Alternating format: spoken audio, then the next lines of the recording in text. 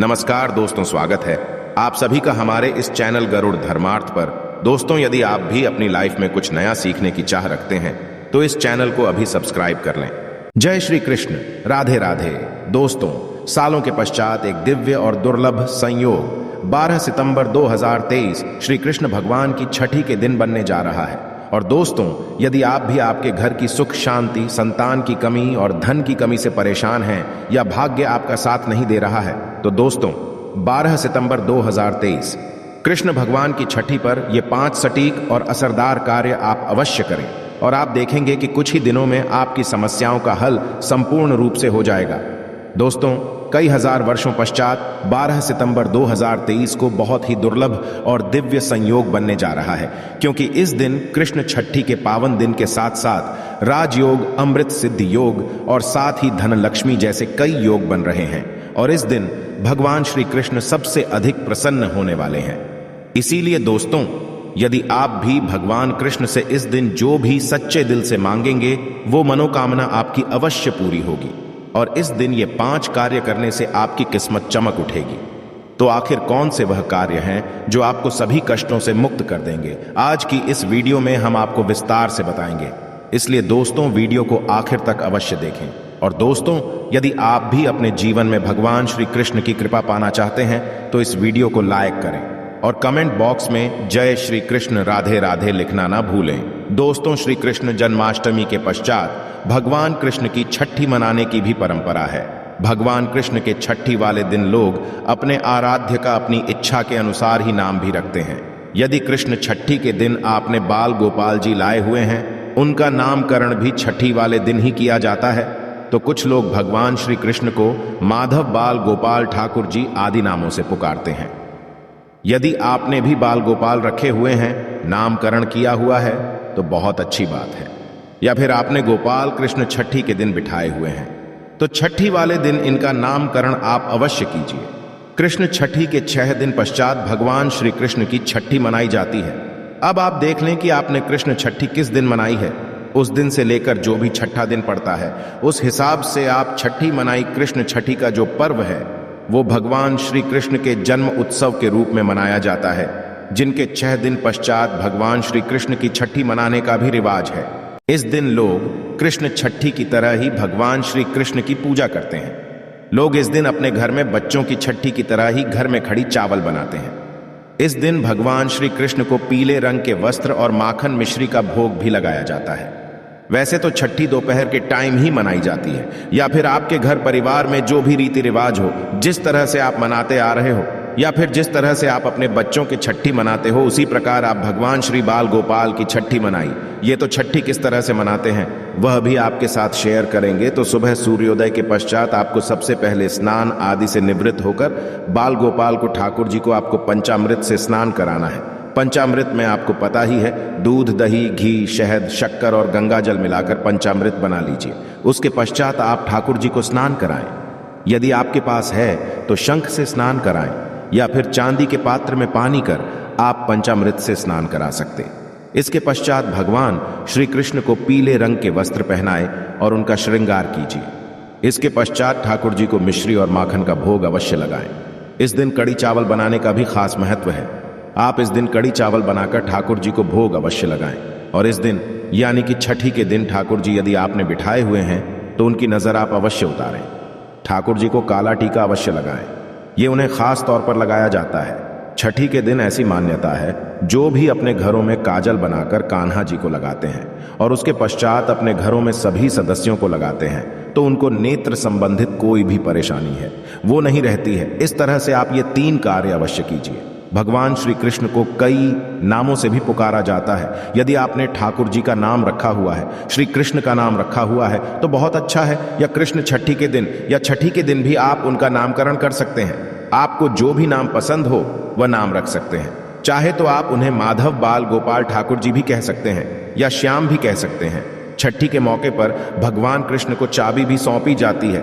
इस दिन आप भगवान कृष्ण को घर की चाबी सौंप सकते हैं। उसके पश्चात भगवान से अपने घर में सदैव स्नेह और कृपा के लिए प्रार्थना भी करें। उनसे अपने घर के पालन पोषण लिए भी प्रार्थना करें। ऐसा करके इस तरह से आप छठी उत्सव मना सकते हैं। छठी उत्सव मनाने से बाल गोपाल की सदैव कृपा दृष्टि है। वह आपके घर पर स्थायी रूप से बनी रहती है और सदा सदा के लिए बाल गोपाल आपके घर में स्थायी रूप से निवास करते हैं। छठे दिन छठी की जो कथा है उसको सुनने का भी खास महत्व है। वहीं दोस्तों, आज हम आपको 5 ऐसी वस्तुओं के बारे में बताने जा रहे हैं जो भगवान गोपाल को अति प्रिय है। यदि आप भी भगवान कृष्ण असीम कृपा प्राप्त करना चाहते हैं तथा माता लक्ष्मी की कृपा प्राप्त करना चाहते हैं और अपनी मनोकामना को पूर्ण करना चाहते हैं तो कृष्ण छठी के दिन इन वस्तुओं को अपने घर पर अवश्य लेकर आए। यदि आप इन सभी वस्तुओं को घर में नहीं ला सकते हैं तो कम से कम आप इनमें से कोई भी एक वस्तु घर में अवश्य लेकर आए और भगवान श्री कृष्ण को यह वस्तु अवश्य अर्पित करें। दोस्तों, नंबर 1 भगवान गोपाल की अति प्रिय वस्तु है मोर पंख कहा जाता। राधा रानी के महल में बहुत मोर हुआ करते थे। जब वह भगवान श्री कृष्ण की बांसुरी की धुन पर नृत्य करते थे तो उनके साथ में मोर भी नाचा करते थे। एक दिन किसी मोर का पंख जमीन पर गिर गया, जिसे तुरंत उठाकर भगवान श्री कृष्ण ने अपने मस्तक पर सजा लिया।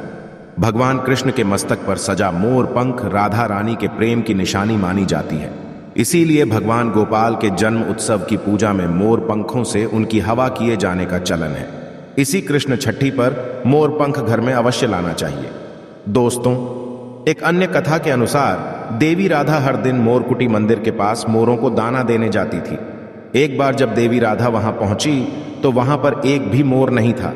राधा रानी उदास हो गई। कान्हा ने देवी राधा को प्रसन्न करने के लिए स्वयं मोर रूप धारण कर लिया और वहां पहुंच गए।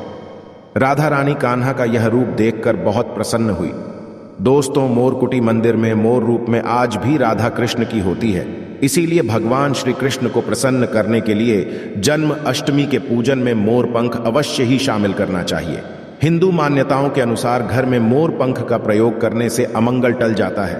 खास रूप से कहा जाता है कि मोर पंख से बुरी आत्माएं पास नहीं आती। मोर पंख को भगवान गोपाल ने अपने मुख पर स्थान दिया तथा सम्मान दिया। वास्तु के अनुसार मोर पंख घर से अनेक प्रकार के वास्तु दोष को दूर करता है और मोर पंख सकारात्मक ऊर्जा को अपनी ओर खींचता है। मोर पंख मोर के बाजू से अलग होने के पश्चात भी जीवित रहता है, तभी तो इसका सकारात्मक असर अपना काम तेजी से करता है। दोस्तों, दूसरी चीज है बांसुरी भगवान राम की पहचान। धनुष तो भगवान गोपाल की बंसी। भगवान गोपाल की मधुर बांसुरी की धुन सुनकर गोपियों उनकी ओर खींची चली आती थी। भगवान गोपाल की बंसी प्रेम और आनंद का प्रतीक है। बाल कृष्ण गोपियों के साथ बंसी बजाकर रास रचाते थे और सृष्टि में प्रेम संचार करते थे।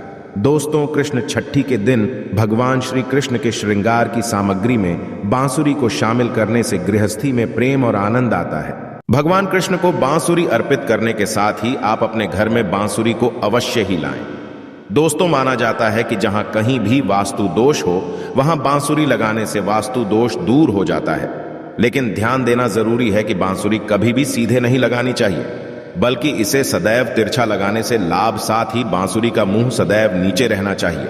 इसके अलावा दाम्पत्य जीवन में तनाव या फिर पूर्ण वातावरण रहता हो तो सिरहाने में बांसुरी रखकर सोने से बहुत अधिक लाभ मिलता है।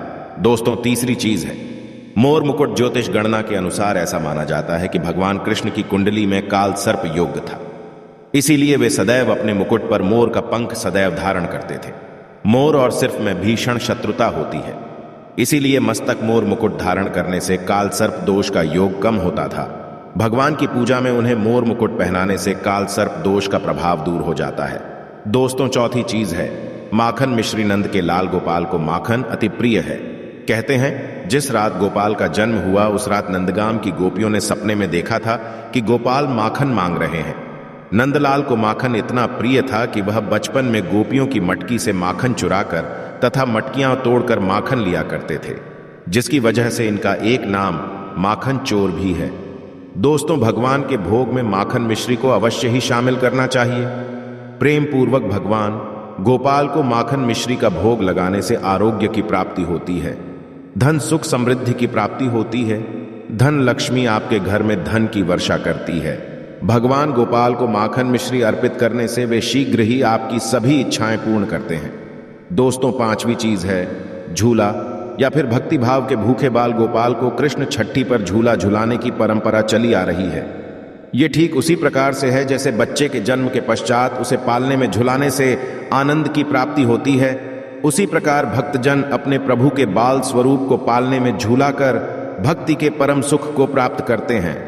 दोस्तों, भगवान को झुलाया या पालना, भेंट करने से प्रेम और आनंद की प्राप्ति होती है और एक नारी को भगवान गोपाल की तरह ही एक सुंदर पुत्र की होती है, जो कि ऐसा बालक भगवान गोपाल की तरह ही मनमोहक होता है, सुंदर होता है, आकर्षण से भरा होता है। दोस्तों, छठी चीज है पीले वस्त्र। भगवान के बाल स्वरूप को पंचामृत से स्नान कराने के पश्चात पीले रंग के नए वस्त्र पहनाए जाते हैं।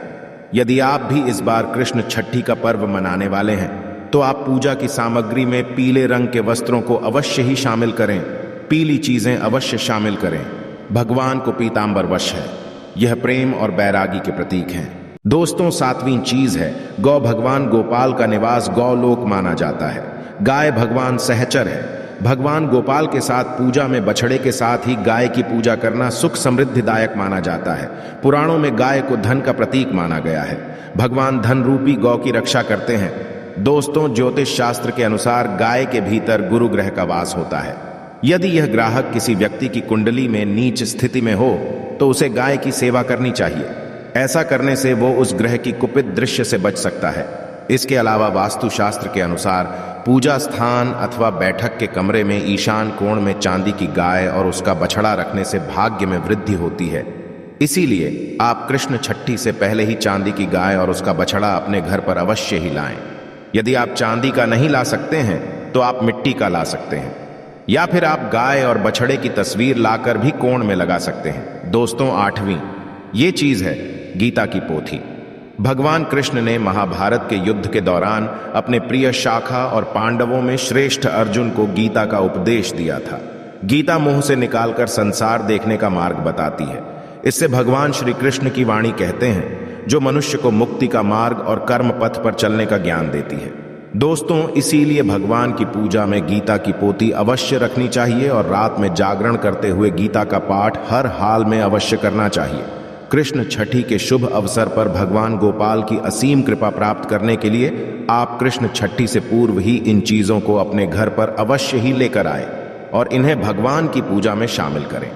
ऐसा करने से आपको भगवान गोपाल की असीम कृपा प्राप्त होगी, धन लक्ष्मी की कृपा प्राप्त होगी।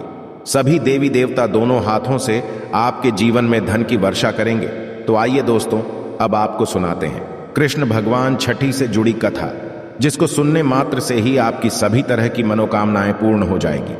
पौराणिक कथा के अनुसार जब भगवान श्री कृष्ण की छठी थी तो उस समय भगवान श्री कृष्ण अत्यधिक रो रहे थे। तो कोई कह रहा था कि भगवान श्री कृष्ण को नजर लगी हुई है, कोई कह रहा था कि भगवान श्री कृष्ण को भूख लगी हुई है। यशोदा मैया का दूध उतर नहीं रहा था। इस पर ब्रह्मा जी ने महामाया को कृष्ण जी को चुप कराने को कहा। महामाया गोकुल पहुंच गई। भगवान श्री कृष्ण के सामने कई तरह के नाटक करने लगी। कभी चिड़िया बनकर श्री कृष्ण के सामने आ जाती, कभी चिड़िया बनकर उड़ जाती। इस तरह से श्री कृष्ण खिलखिलाकर हंसने लगे। उसके पश्चात श्री कृष्ण चुप हो गए, जिसके पश्चात ब्रह्मा जी ने महामाया को छठी देवी होने का वरदान दिया और कहा कि तुम प्रत्येक घर में छठी देवी के नाम से आदर के साथ पूजी जाओगी। तो ये थी छठी कथा। इस तरह से आप भी छठी महोत्सव मना सकते हैं। आपके घर परिवार में जैसा रीति रिवाज जिस तरह से मनाते आ रहे हो उस तरह से भी आप छठी मनाइए, या फिर ये देख लीजिए कि आपके घर परिवार में पास के मंदिर में जब भी छठी मनाई जा रही हो उस दिन भी आप छठी मना सकते हैं। यदि आपने बाल गोपाल भी नहीं रखे हुए हैं, जो भी श्री कृष्ण भगवान की प्रतिमा है, फोटो है उसके सामने, जिस तरह से आप कृष्ण छठी पर पूजन करते हैं उसी विधि विधान के साथ आप पूजा अर्चना कीजिए और हलवा पूरी खीर जो भी आपने भोग में रखा हुआ है उसी तरह से बाल गोपाल को भोग लगाए। और कान्हा जी की शाम के समय जिस तरह से छठी मनाई जाती है, काजल लगाकर नजर वगैरह है उतारकर नजरिया वगैरह बांधकर उस तरह से मनाए। तो दोस्तों, इस प्रकार कृष्ण छठी की व्रत कथा पूरी हुई। ऐसी मान्यता है कि कृष्ण छठी के दिन कहानी को पढ़ने या सुनने से वृद्धि के सारे पाप धूल जाते हैं, जीवन के हर समस्याओं का समाधान मिलता है, साथ ही भगवान का आशीर्वाद सदैव है। इसी के साथ दोस्तों, छठी पूजा के दिन यदि कुछ खास उपाय किए जाएं तो आपका जीवन सफल हो जाता है। इसीलिए आपको ये उपाय अवश्य करें। चाहिए दोस्तों, कृष्ण जी की छठी के दिन भगवान श्री कृष्ण को चांदी की बांसुरी अर्पित करें। पूजा के बाद इस बांसुरी को तिजोरी या पर्स में रखें। मान्यता है कि ऐसा करने से धन लाभ होता है। इसके अलावा छठी के दिन राधा माधव को 56 भोग लगाएं। कहते हैं कि ऐसा करने से श्री कृष्ण प्रसन्न होते हैं, मनोकामनाएं पूरी होती है। रात 12 बजे दूध में केसर मिलाकर श्री कृष्ण का अभिषेक करना चाहिए। मान्यता है कि ऐसा करने से सुख, समृद्धि और आर्थिक स्थिति में सुधार होता है। दोस्तों, इस दिन राधा कृष्ण मंदिर में जाकर श्री कृष्ण जी को अपने हाथों से बनी पीले फूलों की माला अर्पित करें। साथ ही अभिषेक के समय शारदा तिलक में दिए उनके इस अष्टदशाक्षर मंत्र का जाप करें, गोविंदा गोपीजन स्वाहा। इस दिन भगवान श्री कृष्ण के इस मंत्र जाप करने से आपकी आर्थिक संकट जल्द ही दूर होने लगेंगे और धन लाभ के योग भी बनेंगे। और यदि आप चाहते हैं कि आपके जीवन में यश हो और धन की कभी कमी ना हो, तो इसके लिए इस दिन श्री कृष्ण मंदिर में जाकर पीले रंग के कपड़े, पीला फल, अनाज और पीले रंग की मिठाई दान करें। साथ ही रात को कृष्ण जन्म के समय उनके इस मंत्र का जाप करें। इस दिन ऐसा करने से आपके जीवन में कभी यश की कमी नहीं होगी और आपकी सदैव भरी रहेंगी। वहीं यदि आप लक्ष्मी की कृपा अपने ऊपर बनाए रखना चाहते हैं और जीवन में खूब तरक्की पाना चाहते हैं, तो कृष्ण जी की छठी के दिन घर में या किसी बाग में या किसी मंदिर आदि में केले के 2 पौधे लगाएं। साथ ही अपने काम बनाने के लिए रात के समय श्री कृष्ण के बीज मंत्र का जाप करें। ऐसा करने से आपके ऊपर माता लक्ष्मी की कृपा बनी रहेगी और जीवन में आपकी तरक्की होगी। दोस्तों, यदि आपकी कोई ऐसी इच्छा है जो बहुत दिनों से आपके मन में है और उसे आप जल्द से जल्द पूरा करना चाहते हैं, तो कृष्ण जी की छठी के दिन शंख में जल भरकर बाल गोपाल का अभिषेक करें। साथ ही रात के समय श्री कृष्ण के इस खास मंत्र का जाप करें, श्री कृष्ण आए गोविंदा स्वाहा। ऐसा करने से आपके परिवार में सुख, शांति और प्यार बना रहेगा। तो दोस्तों, यदि आप वाकई में भगवान कृष्ण को प्यार करते हैं तो सच्चे दिल से कमेंट बॉक्स में लिखें जय श्री कृष्ण, राधे राधे। आशा है कि आज की इस प्रस्तुति में बताई गई जानकारी आपको अच्छे से समझ आ गई होगी। वीडियो अच्छा लगा हो तो एक लाइक अवश्य कर दें। धन्यवाद वीडियो के अंत तक बने रहने के लिए।